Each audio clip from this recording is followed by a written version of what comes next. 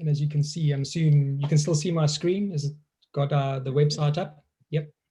So welcome everyone. Thank you for participating in our December event. This is put on by the Pittsburgh Change Management Professionals. So for those that are in Pittsburgh, fantastic. The snowstorm, hopefully, you know, where else would you rather be? Right. I'm assuming not everyone's from Pittsburgh, but just to a little plug for the website. As you can see, I've got it up there. It's PITCMP, so Pittsburgh Change Management Professionals. And we would love you to join us. So if you click on this join button here, it'll take you to a little sign-in form, and then you can be notified of these types of events with quality speakers. Obviously, we have Tim speaking today. A little bit about us. We only recently came together. I think been started up, how long, Brandy? About 6 months now. Does that sound about right? Yeah, sounds right. It was right at the beginning of the pandemic. Right at the beginning of the pandemic, we thought we better get some change people together with what was going to come down the pipe with COVID. Little did we know that we'd all be on these calls forever. But really just a like-minded bunch of people, Brandy and myself, co-founders, and down here you can see Matt, Craig, and some others, Jeff and Barry, and Tiffany and Bruce.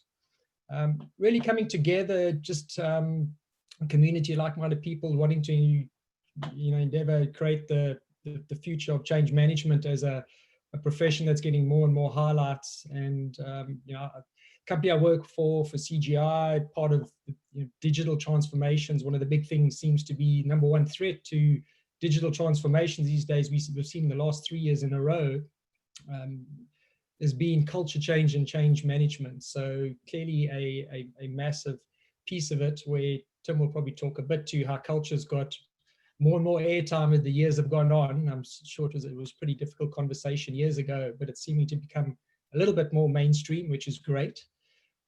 So we'd love you to join us. If we go back here, so Tim, a little introduction to Tim.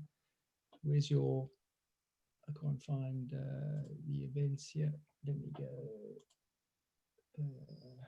You'll have to wing it. You're gonna have to wing it.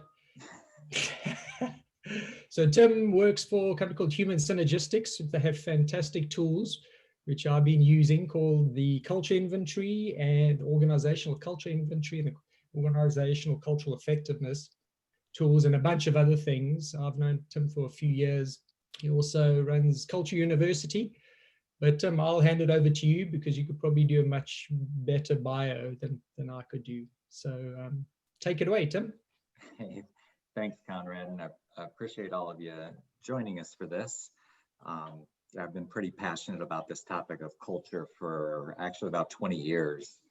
I was president of Dennison Consulting, started cultureuniversity.com, and then came to Human Synergistics about 6 years ago. I lead our partnerships with consulting firms like CGI, where Conrad's at, universities, culture experts. So I lead our collaboration with Edgar Schein, who's arguably the top culture authority in history.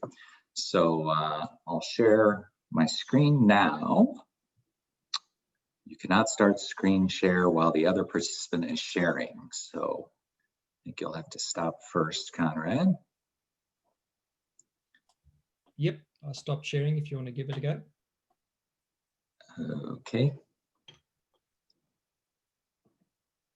Yep, there we go. We can see your screen. Wonderful. And I'll talk about how you can get this deck if you want, and some other tools and resources. Because obviously in an hour discussion, we're not all going to be like experts in all the details of connecting culture and change management, but hopefully we'll spark some new ideas or ways of thinking around the connection of culture and change management that will hopefully be very useful. And you may have an interest in diving a little deeper in those areas.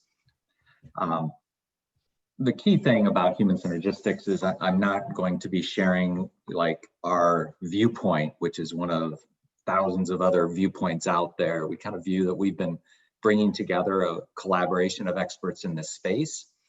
And that includes that Edgar Schein, but many others, and trying to do some progressive things related to the connection of culture and change and making an impact.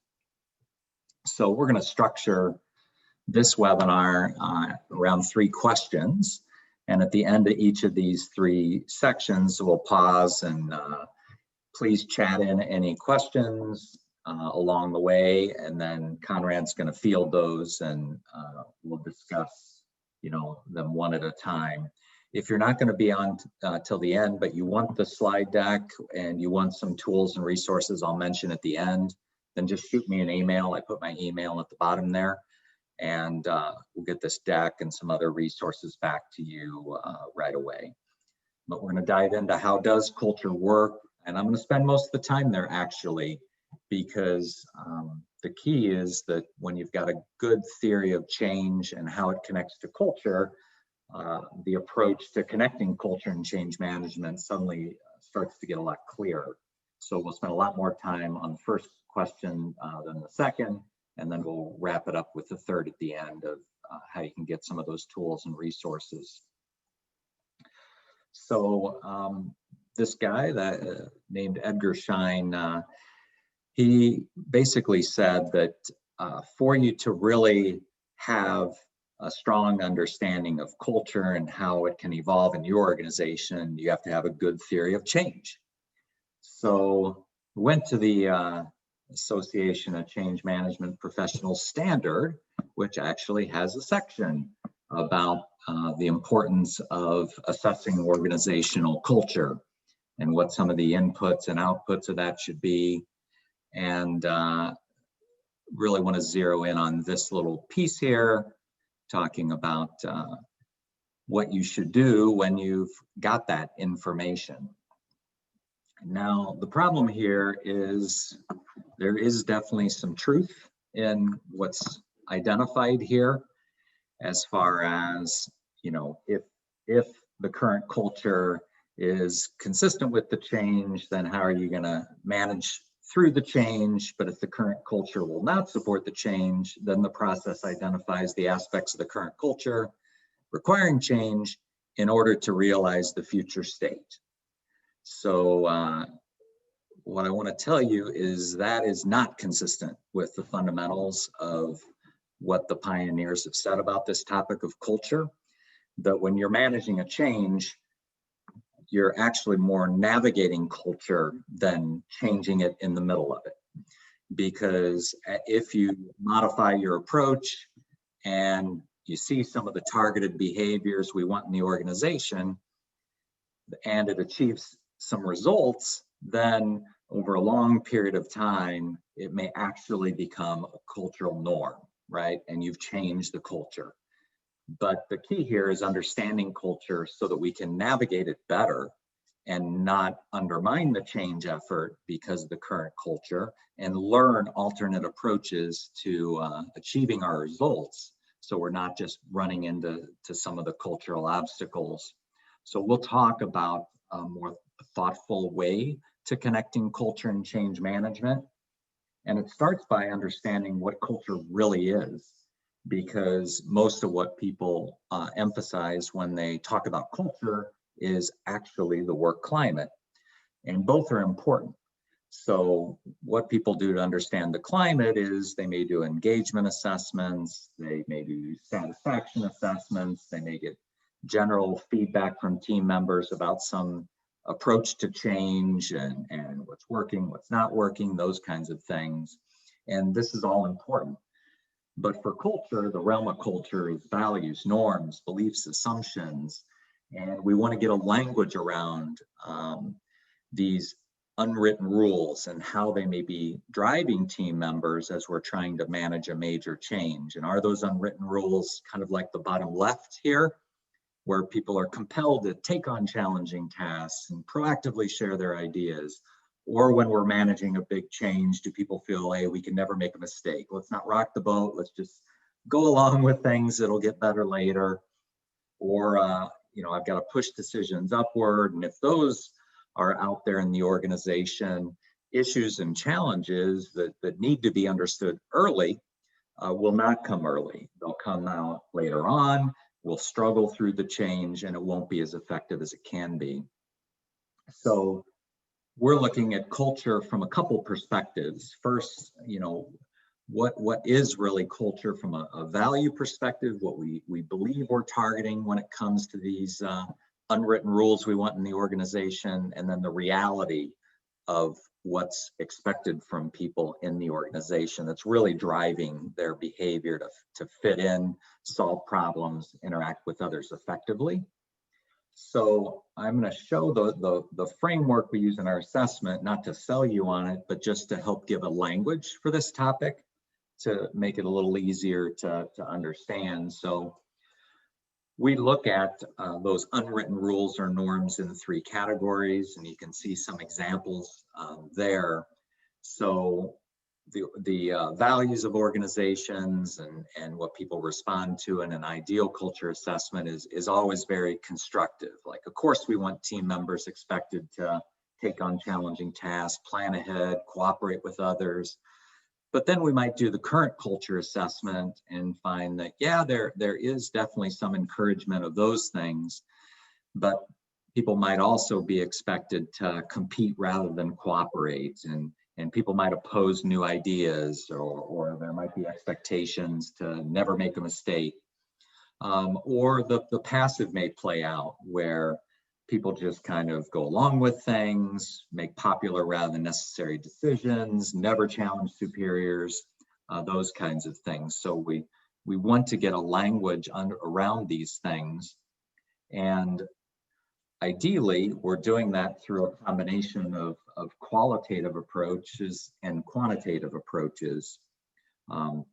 This is just a study we did with O.C. Tanner, and you can see that the feedback from individuals across the world was, hey, they're working in primarily cultures that have a lot of these passive and aggressive attributes. So again, we have to understand them, get a common language around them, and then we can be much more intentional about how we're designing the change to overcome them.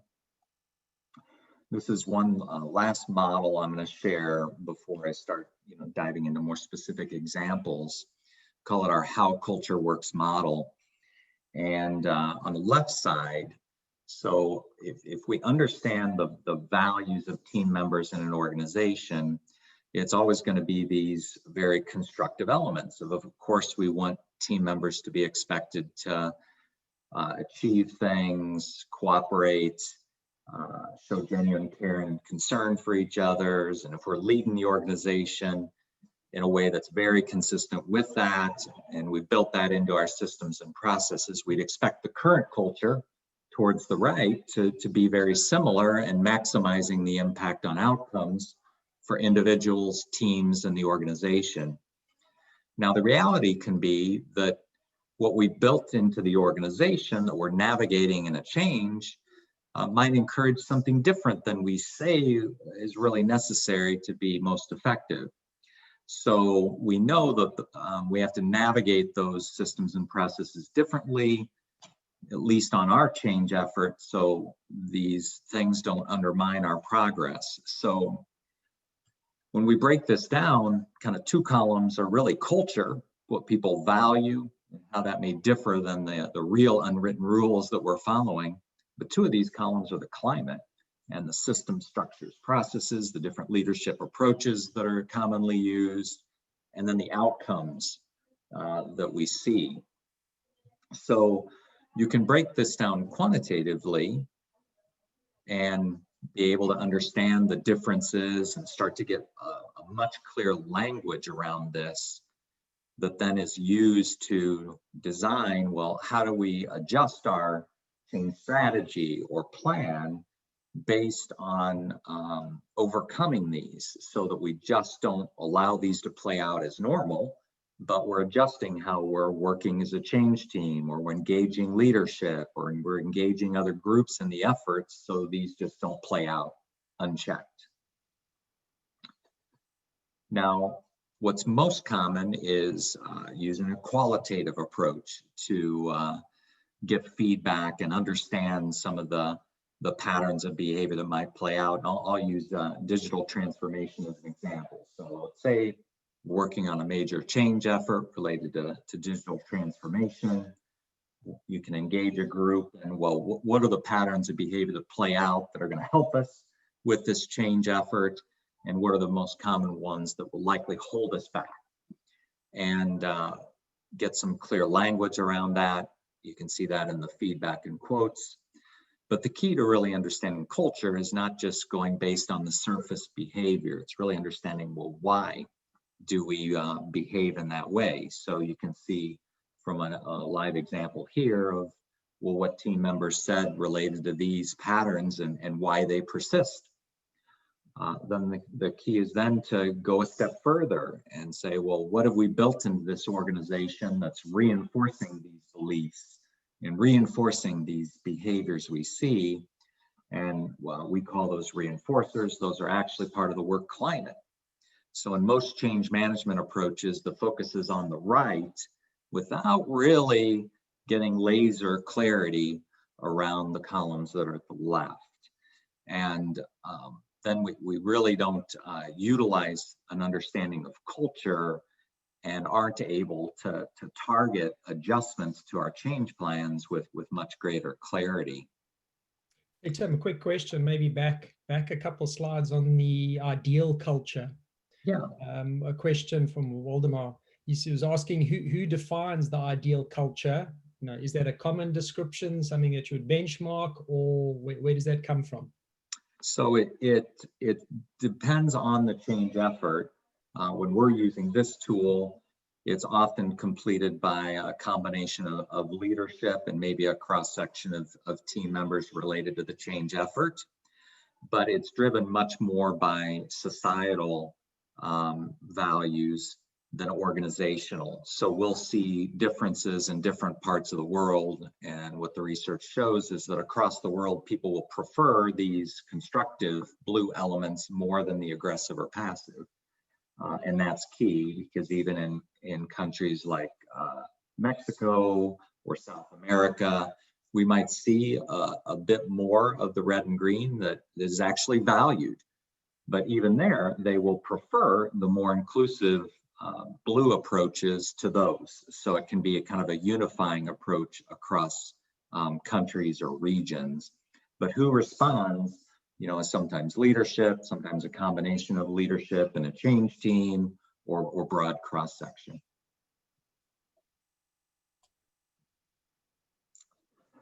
Now, the output of a real thorough understanding of culture needs to be adjusted to zero in on a very clear shift, because generic culture work is pretty useless.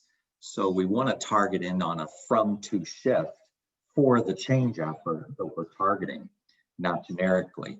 And this is just an example from one organization. They were actually focusing in on a customer experience improvement effort, and trying to get some language around a few specific behaviors.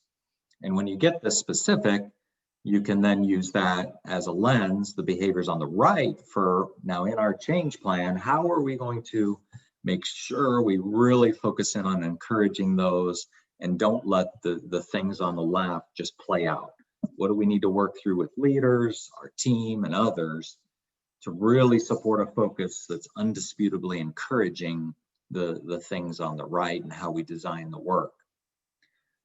This is another example, kind of building on that example on the prior page, where that shift in behaviors is clear at the bottom, but they also zeroed in on some aspects of the work climate, how they manage goals, how they involve people in improvement efforts, how upward and downward communication works, and how recognition works, because this organization found they had some gaps and challenges there generically. So that means, for instance, on digital transformation, they're going to continue to play out. And it's much easier on an individual change effort to be very clear about goals, how we're going to involve people with discipline, what we're going to do to manage upward and downward communication and recognition, than it is to try and change this for the whole organization on everything we do. So actually, change management on a priority can often be the foothold to meaningful culture change for the whole organization. And I want to show you how that flow and shift in culture really works. This is a flow chart of how you can visualize when you're working on an individual change effort, where the norms that underpin them play out. And I'm going to walk you through this. So let's again use digital transformation as an example. That's what we're zeroing in on as far as the priority. And we want to get clear on the outcomes we're targeting, that if we achieve them, we're going to say this was a success. But we have to get clear then around how culture is helping and hindering progress. And it's always both. And that's where that from to shift can be very beneficial, of going through a disciplined process to articulate that with great clarity. And again, we're connecting work to support that shift on just this change effort, not the whole organization and everything we do. Then that feeds a learning cycle, basically, and I'll walk you around this, where we're going to zero in on what exactly is encouraging those, defensive behaviors, where maybe there's a lot of competition, maybe pushing decisions upward and other things, and we prioritize some different approaches or systems we're going to use on this change that might be different than what's normally done. And we're going to do that with involvement of those that are impacted by the change. So we're not only going to adjust, for instance, how we're defining priorities, how we're engaging people in and communicating over time. We may also adjust how our change team is going to operate. So we know even our team is operating on the two side. How do we know? Because we're going to get feedback and do a check-in in one of our monthly meetings every month about that from to, and are we as a change team even operating on the two side? So just that lens can be used in many different ways to make sure we're not just letting those defensive things play out. Then as we implement the changes, what we hope to see is, well, some groups or some team members are behaving in the targeted way. Again, because we designed the change effort to encourage it, it should help in some regards, but it won't help everywhere. If we see it help in achieving results in a targeted area, right, we want to share that worked and that really helped us, this approach to engage a certain department or engage everyone in some aspect of the change. And we want to recognize those that were involved in that intentional effort. And we want to really understand, hey, do we see, these behaviors playing out more broadly? And is it going to help us really deliver results, or is this really isolated? Because always there's going to be some aspect of some things that work and some things that still need to be improved. So this disciplined re-engagement of groups, and not only adjusting the initial plan or the initial strategy, but setting clear check-ins monthly, quarterly, whatever it might be, to prioritize with groups on, hey, what's working and what's not with our digital transformation. So it basically feeds into the next, loop of the cycle. And over a long period of time on a particular change effort and others, what we're hoping is that ultimately we start to shift some of those norms. But the key point is that, number 4 here, we have to see the more constructive behavior achieve some results for us for it to ever become a norm or in our culture down the road. So we're not trying to change culture to be able to, effectively implement the change effort. We're trying to navigate culture and start to show more of the targeted behaviors consistently, because if it works, it will start to spread to other improvement efforts, not because you told people to do it, but because you engage the organization in a much more clear and intentional change effort. And we're going to start to use those engagement approaches, meeting approaches, communication approaches on other change efforts. So that's what, how would you, in that process of re-engaging and trying to do those check-ins, would you do them both like qualitative and quantitative, or what, trying to do focus group combinations or pulse? yeah, I'm going to show you a timeline on that. But, I referenced here this light bulb at the bottom about the qualitative will tell you if you're making progress, right? And if the group feels like we're starting to, behave in a more constructive way, at least on this change effort. Mm-hmm. And you can frame it that way with how you're engaging team members. But you can also do that from a quantitative standpoint and compare that to where you started at the beginning of the change effort. So, it's always good to get some of that qualitative feedback, like quarterly or something like that. And then you might do a quantitative pulse in some form, 6, 12 months out, so that we're really understanding, compared to our baseline, is this really evolving? Yeah. Okay. So that was quite a bit there on how does culture work. Any questions or things from the group that need to dive into more specifically related to kind of culture fundamentals and how cultural norms start to evolve? So it looks like there's a question in the chat from Michael. Tim, do you find that there's a threshold for effective engagement on this front? Once a month seems fairly spaced out to actually achieve measurable results that stick for the long term. I would think those first 2 to 6 weeks are key for adoption and flattening org hierarchies so that you get accurate responses. Also, are there responses and feedback inputs in like paper and pen or digitally mobile web form engaging feedback group? There's quite a lot in there. Sure. So as far as the different approaches, work, of course, using the combination of surveys and these kind of remote focus groups in the current times. You're correct as far as we need a pretty quick cadence of feedback, especially with the change team.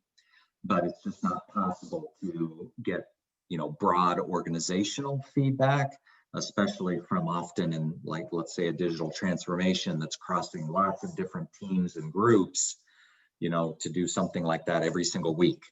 But we have to figure out what cadence is right for our change effort. And I'll see on digital transformation a lot more where, yes, the change team is meeting every week and putting in, some type of a feedback approach on their team and how they're operating maybe monthly. But then they may not get feedback from the broader groups they're engaging with more than like quarterly or 6 months, things like that. Does that answer your question or anything else on that front?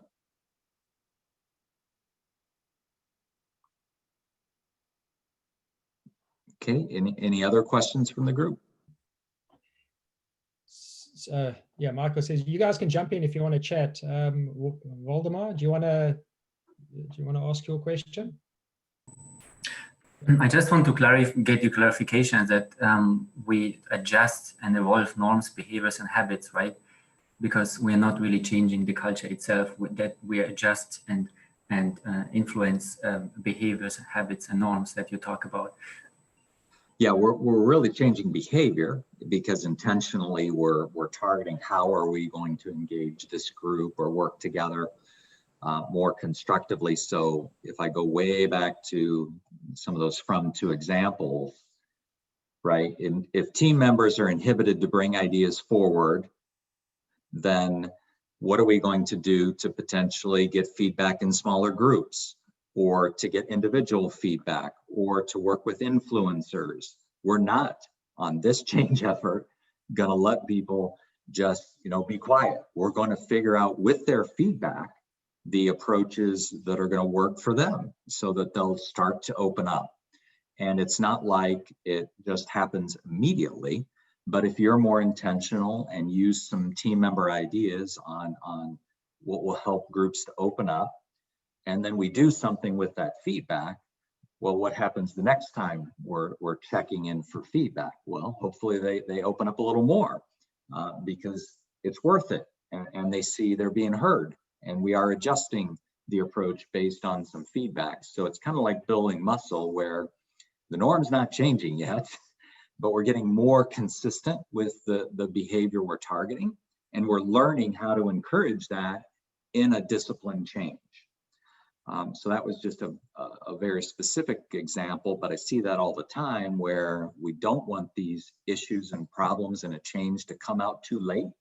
We want the different stakeholders to make sure they're raising them early, but in a way that's prioritized and a way that's focused and really helps us, versus throwing a bunch of stuff at us and we're having to pick and choose what ideas and changes we move forward with.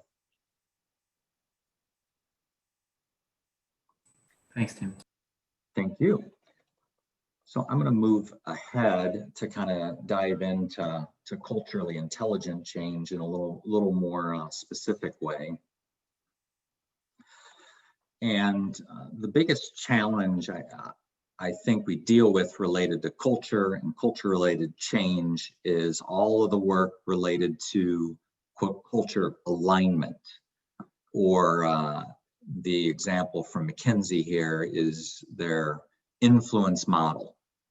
And if you look at the structure of it, the idea is, well, if leaders role model, if we do training and development, if we modify some systems and processes for the organization, if we clarify why this is so important to people and help encourage them to understand why it's so critical to change the behavior to help us. So for instance, with the example I gave up about people not speaking up, well, if leaders are really asking questions and encouraging people to speak up, and we're training people on how to engage people and speaking up, and we're modifying some systems for upward communication for the organization, right? We hope that by doing all those things on our digital transformation, though, that I'm going to change my behavior and mindset.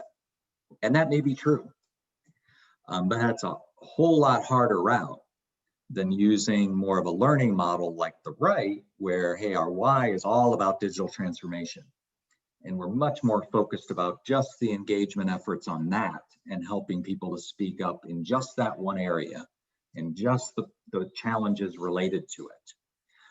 Much easier to pilot something, see what works and expand on it, than try and do organizational work with culture teams and culture action plans and all those things.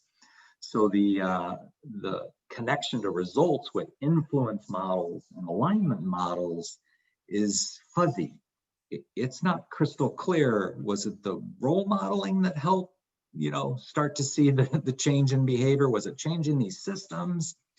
But when we use a learning model connected to a priority like digital transformation, right, and we're intentional, hey, last time we tried to get feedback in this way, this time we're going to do it another way. Well, if it works, we're able to associate the improvement we implemented and the behavior that came from it. So we're connecting basically culture and climate. When we facilitate something in this way, we start to see the behavior that we need that's really going to help us with this change. So it's two totally different ways of thinking around what really drives culture change and culture evolution. One, it has a strong connection to business problems and change management. The other is quite generic, but really the one drives the other. So if you're focused on a digital transformation, and through that effort of baselining the current culture, we say, you hear all this about leaders not walking the talk and they're not supporting things on this digital transformation like we need. Well, we may have to do some influence things on the left side, but it's driven by the why.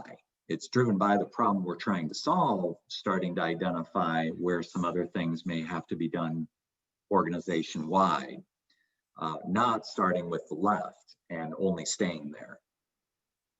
So just to go one layer deeper on this flow And Conrad, feel free to chime in, because I know you're well aware of this and how we'll modify it or refine it for different change efforts. Is there can be a lot involved. And this is just kind of the best practice framework that we'll often modify with partners or organizations. So some of these aspects embed in their approach, but there's a lot involved beyond like doing a survey and saying that'll tell us about our culture and we'll pick 3 things and we'll build those into our change plans. Well, that's not really that effective. What we're trying to do in why and the baseline is not just understand the current culture, but we want to understand the current state of all the work related to the problem we're trying to solve. So if it's digital transformation and we start some efforts to really manage culturally intelligent change, we want to lay out, well, how's it working now? What's the team approach? What are the systems and processes we're using? What's the cadence of the different things we're doing? And lay that out with great clarity. Then the culture assessment and climate assessment and the feedback it's very clear what we're going to use that for. It's not to define a culture plan, it's to adjust that current state approach with a lot more precision to encourage, just on this digital transformation, the behaviors we're targeting. So that's a very different approach than most assessment and improvement efforts, because usually the assessment effort doesn't involve a strong current state understanding and laying that out. And then you do a culture assessment and people are kind of confused as far as, well, what should we do? How do we prioritize things? If you've done the current state assessment well, it's a lot clearer what needs to change on our digital transformation effort now that we've started to fully understand our culture and climate and how it's driving us. Yeah, Tim, I guess that's the biggest thing, the takeaway I've learned from you in a sense is that, culture, not culture work for culture's sake. It's really tying this to some sort of strategic objective or change that you're trying to do. So in terms of our, methodology that we have is that the cultural assessment piece is right in the center to start with, to understand that current state, so as to really understand those groups and then inform any of your change plans really going forward. That's what we've done. Exactly, and the fundamentals from Shine on that are, culture can seem like a bottomless pit if you're trying to just go at understanding it. And that's why we want to focus on a problem, a challenge, a goal, and that's perfect for change management because typically there's some digital transformation or shift to agile or driving innovation or whatever. That then we can be very clear about what related to our culture and climate is helping that change effort and what's getting in the way or, helping it to bog down. Then it's much more clear then what do we adjust? And the qualitative is very focused on just that change effort, not generic culture stuff. So the feedback is so much more actionable and relevant. And it's much clearer what you do with the information. So there was a little discussion about, timing of feedback and cadence and things like that. So what I showed you with that kind of 4-phase framework, well, the first 3 phases happens pretty quick because it's doing that culture assessment and adjusting your change strategy and change plan with involvement of others. But then you're implementing, and we'll always recommend kind of zeroing in on an improvement cycle of about 6 to 12 months. And again, in most cases, we're talking about multi-year big change efforts and making a commitment up front of when are we going to perform some of the qualitative again, when might we use the pulse survey or something else. And just laying out the feedback structure that we're going to use to again make the mid-course corrections, because we know if it's culture, some things we identify, we're going to have some weird things play out, And that's the culture, because you really only start to understand the culture when you're trying to change it. Otherwise, it's just there. It plays out and we don't even think about it. But the second we're trying to adapt or make a big change, you know, groups and teams might be, whoa, you know, are we sure that's what we should do? This doesn't make sense, or who knows what else. And we have to make some adjustments to our plan. With culture, the initial plan is just a starting point for change. And it's those changes that engage everybody around it and build their understanding.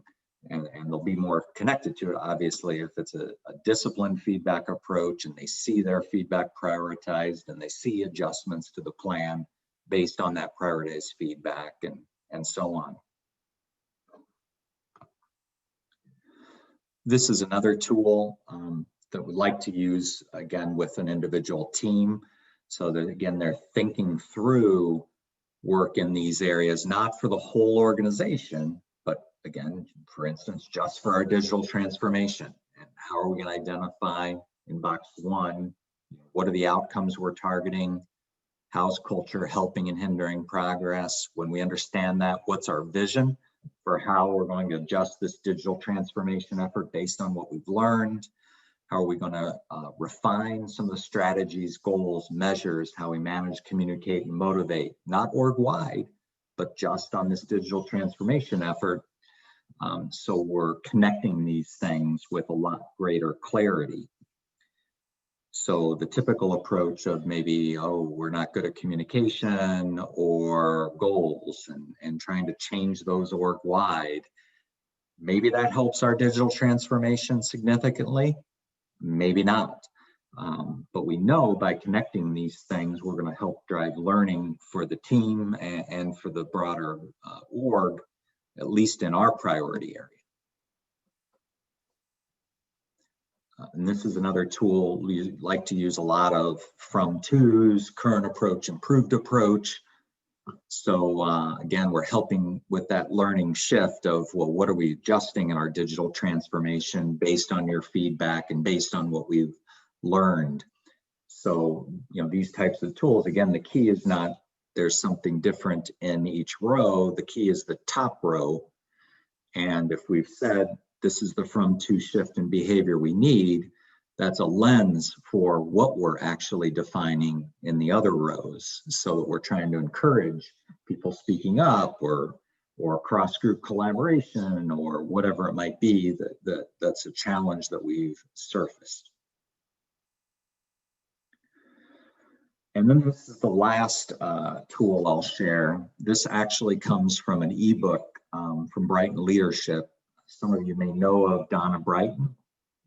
She was president of PITCMP for many years. She was one of the key founding members, and she's one of our consulting partners. And she wrote this book called ebook called Culturally Intelligent Change, and we worked together on some of these key actions. These 5 areas relate back to the PITCMP standard, but it highlights many other things that tie in through that whole process as far as connecting to some of the things we just talked about.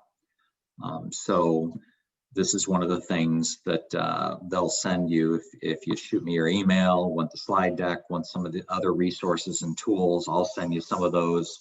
And then Donna will send you her ebook that dives into these 15 areas in a lot more detail than I can cover here.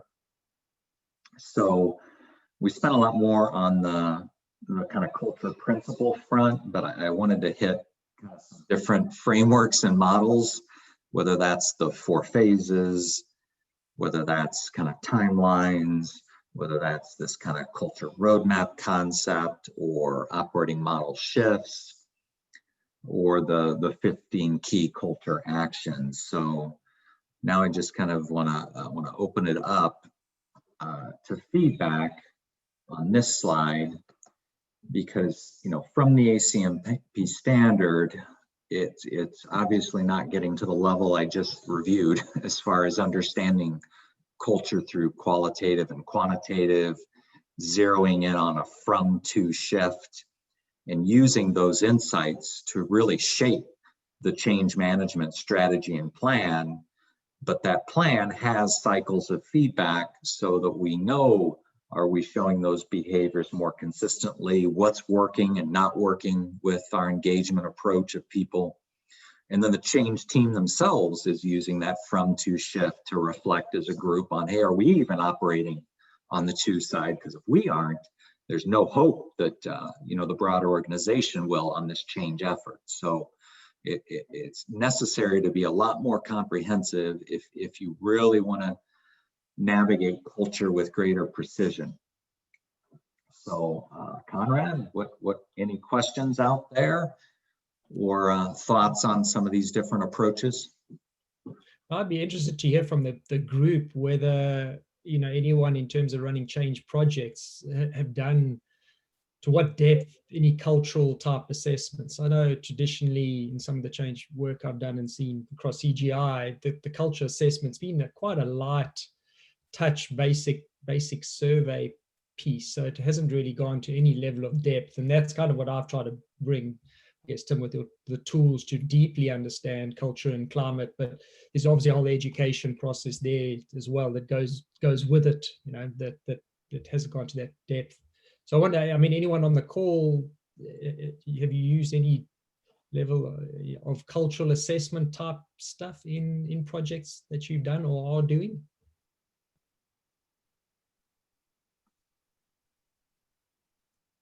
See Missy thinking about it. Thinking, not sure. Yeah, so I don't think officially we have. Our current organization is going through so much change right now that we are becoming a whole new company. So some of the assessments that we have done in the past are more of employee type surveys. So this, I'll say recently, we are shifting to have more of these types of projects and, I'll say strategic initiatives in place, which is really good. But right now, we're trying to settle and identify what that approach looks like to get to a better culture. So I found this very interesting. So thank you, Tim. This is great. Thanks. And one quick thing is, once people hear surveys or focus groups, or they start, oh my gosh, this is some massive, huge effort. We did a webinar with Universal Parks and Resorts a couple months ago, and they had, a big engagement survey they've been using for 10 plus years. This is not intended to disrupt, all of those processes, but they zeroed in on, they called it a culture research effort, work with two groups managing two different, significant change efforts, learn from that, and then spread those learnings to other teams and groups, especially through this pandemic. So this does not have to be some all-in survey effort and loads of focus groups everywhere. It can be very targeted. And then usually groups, see the value of the very clear approach and may want to then expand on that. But at least there's a foothold of a more thoughtful approach to bring clarity. Mm-hmm. I see Emily said yes in the chat box. Was that yes? You've used culture tools?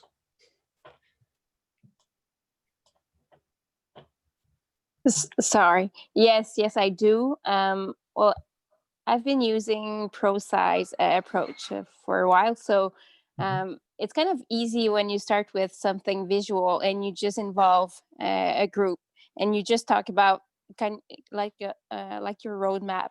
Like you start with something and you just explore a real situation, a real a project, and you just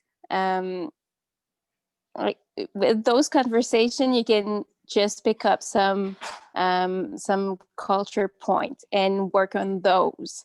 And you start with, you have to explain to people though what you're looking for in culture. Is it just like a critical behavior, or is it just a way of thinking, being able to experiment? So you have to explain that, because it's not the first thing they think about. It's not easy for them usually. So I've been, but I have been having some success with that kind of approach.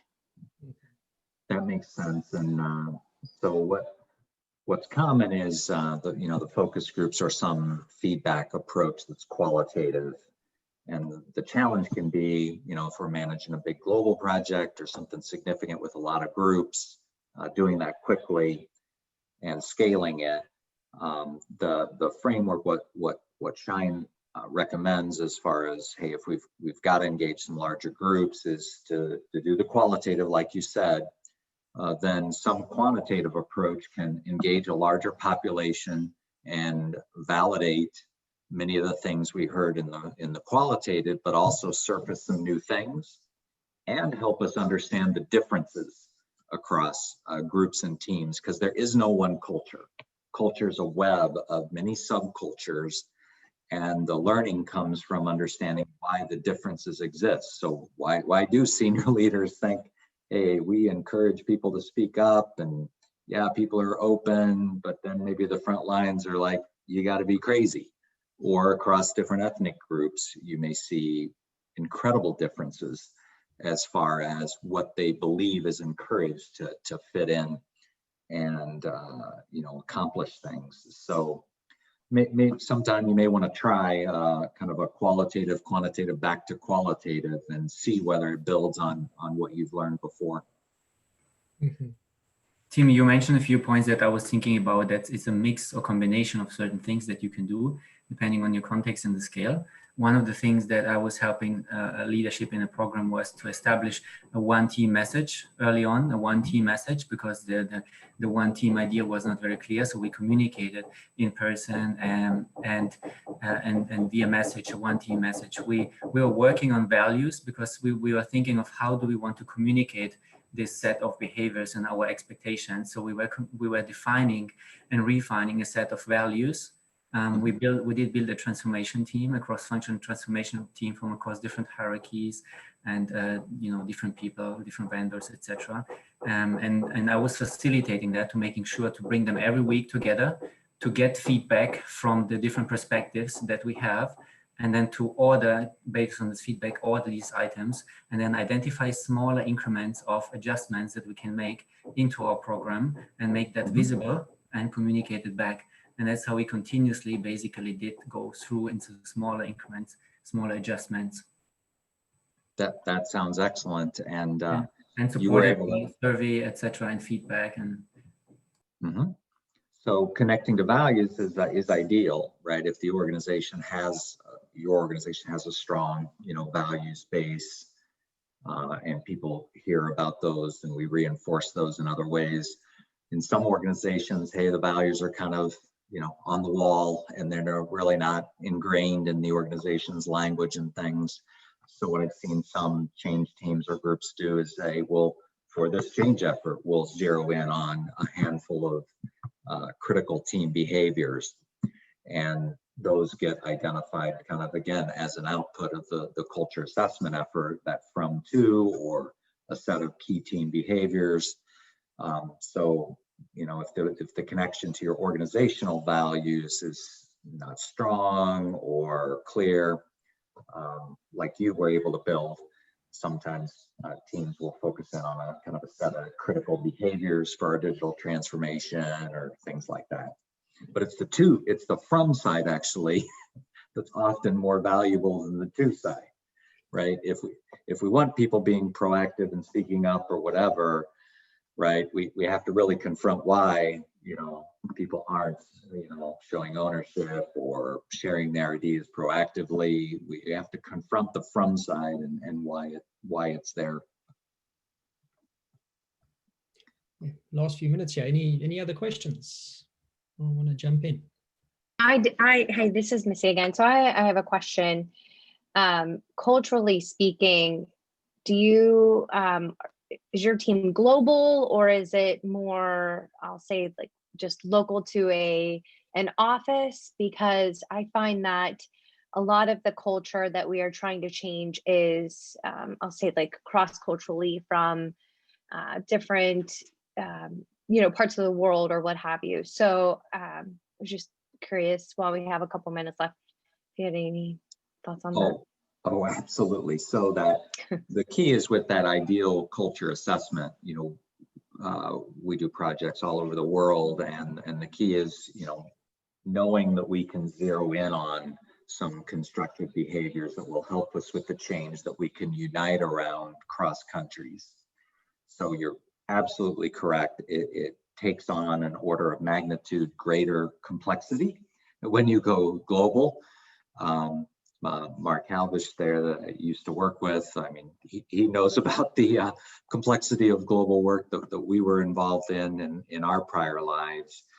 Now, what I do find is the constructive approaches resonate across groups, but how you deploy them is the key. So in the US, we might be great with more team approaches and let's make this happen and rah, rah, rah.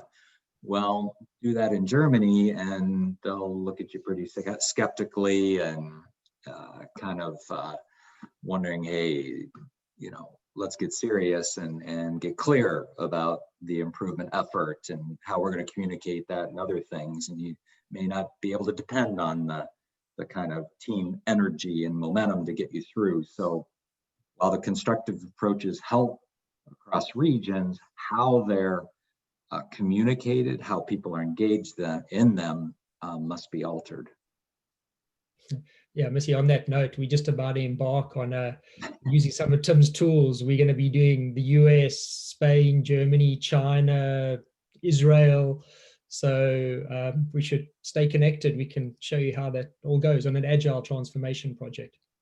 That would be great. The big thing that I'll say that the issue that I'm having with is, I'm even going to say like diversity and inclusion. It's, one particular area is going above and beyond. We're just trying to get somebody else to like meet us halfway.